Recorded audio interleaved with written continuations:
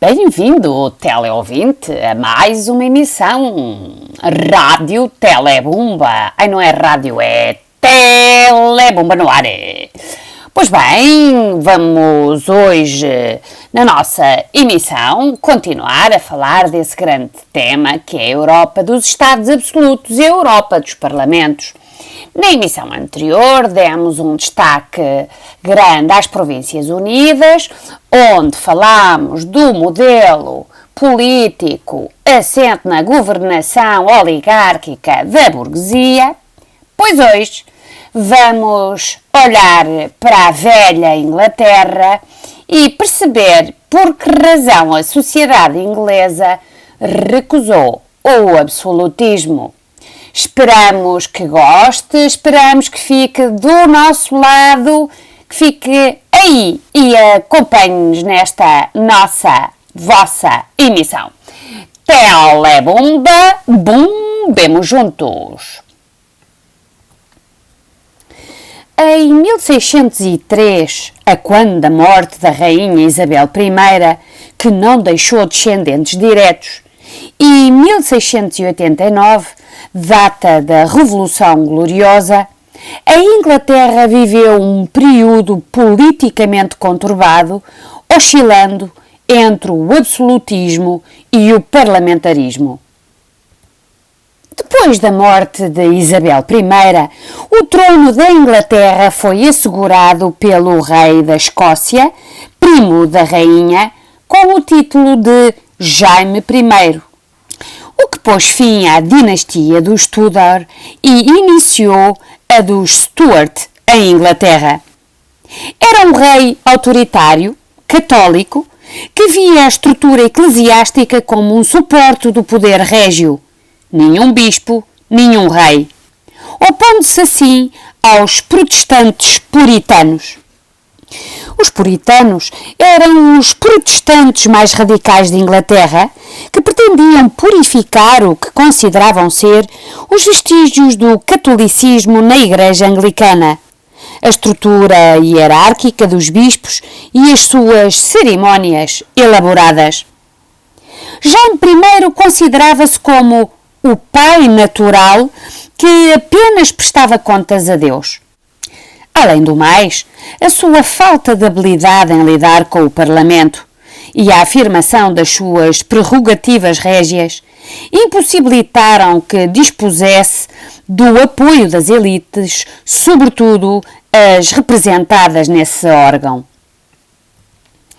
Este fortalecimento do poder régio acentuou-se com a subida ao trono em 1625 de Carlos I. Profundamente religioso, de pendor católico, este monarca ampliou a cisão entre a coroa e o Parlamento ao tomar medidas consideradas ilegais, quando aumentou os impostos sem o consentimento parlamentar, quando procedeu a prisões arbitrárias e quando obrigou ao acolhimento de soldados nas casas particulares, o que deu origem a vários protestos por parte desse órgão. O culminar deste descontentamento ficou marcado em 1628 pela apresentação no Parlamento, ao rei Carlos I, da Petição dos Direitos.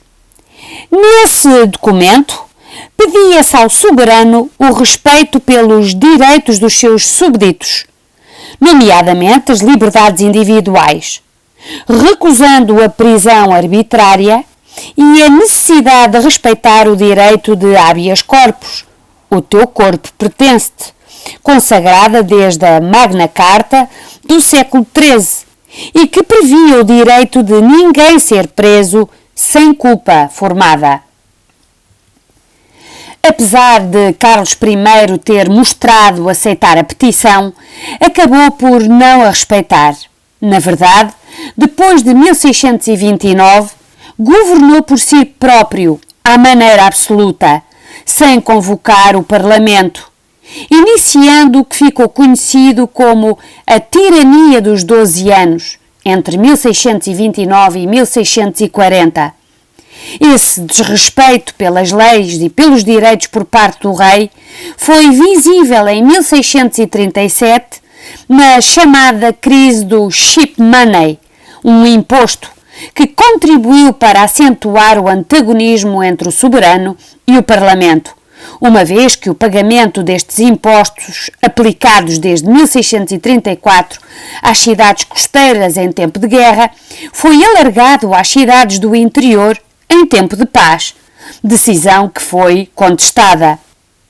O descontentamento face ao rei aumentou também devido às perseguições aos protestantes mais radicais, o que originou a Guerra Civil entre 1642 e 1649, que opôs os defensores do rei, os realistas, por um lado, com a Igreja Anglicana, a alta nobreza e católicos apelidados de cavaleiros, e, por outro, os apoiantes do Parlamento, os parlamentaristas, burguesia, artesãos, campesinato, protestantes radicais, conhecidos como cabeças redondas, pelo facto dos seus soldados terem a cabeça rapada. Estes cabeças rapados foram liderados por Oliver Cromwell, que derrotaram os realistas e capturaram o rei, que foi destituído, julgado por alta traição e condenado à morte em janeiro de 1649 como traidor, tirano, assassino e inimigo público. A monarquia foi abolida e proclamada a República. Oliver Cromwell tornou-se o Lorde Protetor da República, Commonwealth, pela Constituição de 1653, assumindo o poder executivo, enquanto o Parlamento se afirmava como o órgão supremo. Porém, aboliu a Câmara dos Lordes, destituiu todos os que se lhe opunham e acabou por dissolver o Parlamento, governando em ditadura de 1653 a 1658. A oposição à sua governação autoritária cresceu e, quando declarou seu filho, Richard Cromwell, como sucessor, alguns setores da sociedade e o Parlamento começaram a defender a restauração da monarquia. De facto, o desenvolvimento económico e cultural da Inglaterra, que apesar da instabilidade conhecia uma notável prosperidade, era incompatível com a forma de governo tirânica, considerando-se que a monarquia podia devolver aos ingleses os seus direitos e liberdades. Foi neste contexto que, em 1660, Carlos, filho do monarca assassinado, retornou de França, ocupou o trono da Inglaterra e, com o título de Carlos II, assegurou a restauração da monarquia. Apesar da sua educação francesa de pendor católico e da admiração pelo absolutismo, o monarca equilibrou estas ideias com os interesses e anseios dos ingleses, defensores do anglicanismo e do parlamentarismo. As primeiras medidas do rei procuraram compensar as vítimas da Guerra Civil. As terras conquistadas foram devolvidas à Igreja Anglicana. Os regicidas foram condenados, revogando ainda grande parte das leis implementadas durante a governação de Oliver Cromwell. Carlos II promulgou o habeas corpus em 1679, mediante o qual ninguém podia ser preso por mais de 24 horas sem culpa formada. Aboliu a censura e garantiu a liberdade de petição. Contudo, o regime de tolerância fomentado por Carlos II provocou descontentamento entre os protestantes, que fizeram aprovar o Bill of Test em 1673, o qual impunha aos funcionários civis e militares a rejeição do catolicismo. A somar à desconfiança pelo monarca ser favorável à religião católica, a sua aproximação à França, mediante uma aliança com Luís XIV, não foi bem aceite.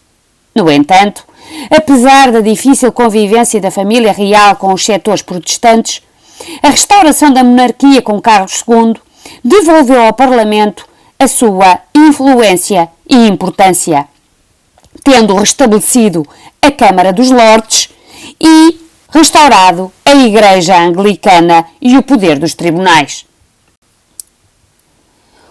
Uma vez que Carlos II morreu sem deixar descendentes, subiu ao trono o seu irmão Jaime II, que era católico, o que, juntamente com a sua inabilidade política e o conflito com o Parlamento, suscitou desagrado entre os seus súbditos.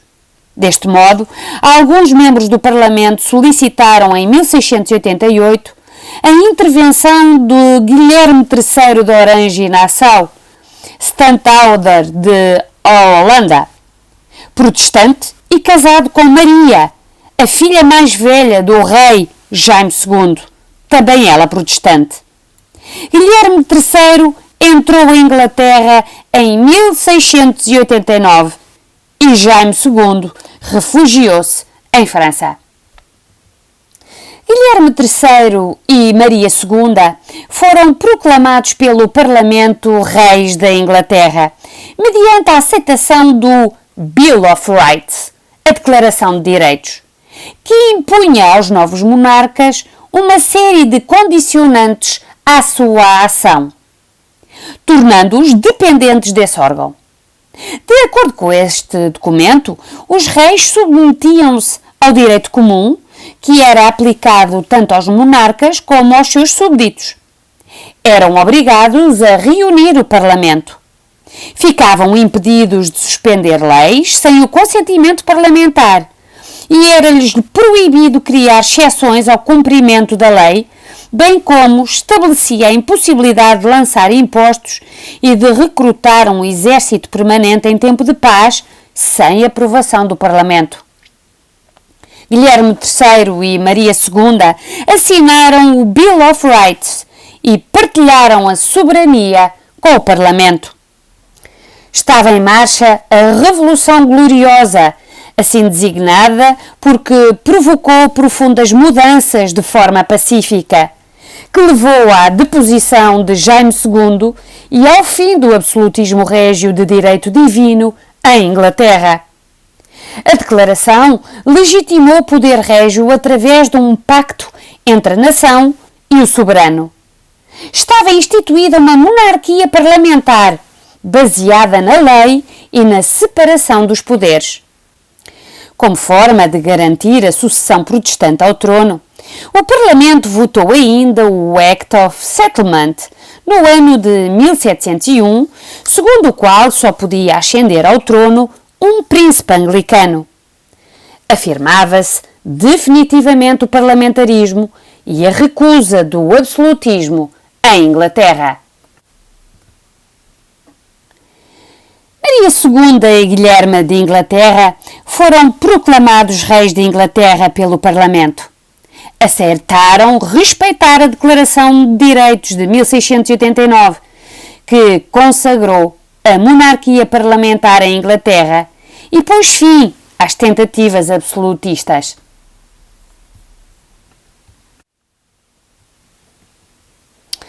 O ambiente social e cultural marcado pelo protestantismo, defensor da leitura individual da Bíblia, bem como a valorização da educação e do ensino, contribuíram para a formação de uma população alfabetizada e crítica e permitiram a afirmação de novas teorias sobre o poder político.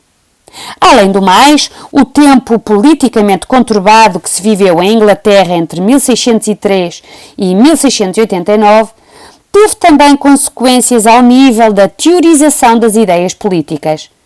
Neste contexto, Thomas Hobbes e John Locke são considerados fundamentais no âmbito do debate entre a defesa do absolutismo e a afirmação do parlamentarismo. A Guerra Civil Inglesa serviu de fundamento a Thomas Hobbes para defender na sua obra Leviatã, publicada em 1651, a necessidade de um poder ilimitado do soberano. A autoridade régia devia assentar, segundo ele, num contrato entre o rei e a nação. Hobbes recusava, portanto, a concepção da origem divina do poder e contrapunha-se assim às concepções do poder régio que vigoravam na Europa continental. A sua teoria baseava-se na ideia de que os homens eram naturalmente iguais e de que a defesa dos seus interesses conduzia à agressão, levando a um estado de guerra permanente. Neste sentido, a delegação noutra pessoa, o soberano, dos interesses individuais, surgia como a melhor forma de evitar o estado de guerra. Hobbes defendeu uma nova abordagem do poder, assente num contrato do governante com a sociedade. Foi, sobretudo neste âmbito, que influenciou pensadores como John Locke, Jean-Jacques Rousseau e Immanuel Kant. Quanto a John Locke, este foi determinante na formação dos sistemas políticos modernos, nomeadamente ao nível dos direitos e das liberdades individuais, bem como na afirmação do parlamentarismo.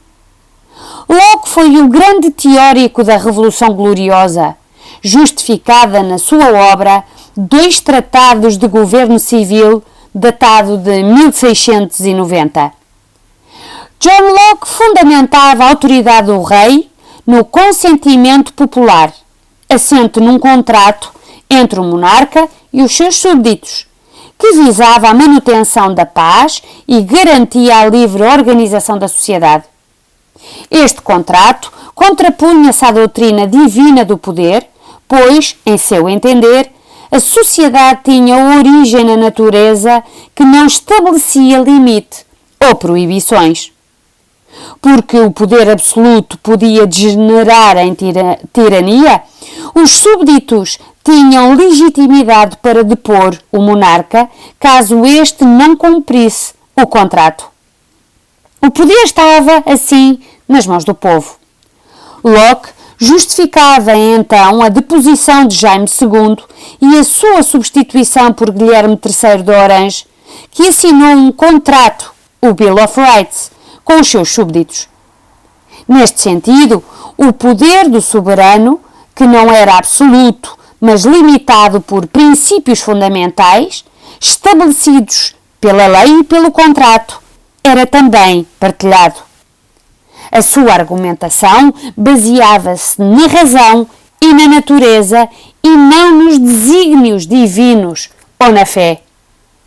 A teoria de John Locke não se aplicava apenas ao caso inglês, pois defendia os direitos universais como a vida, a liberdade e a propriedade.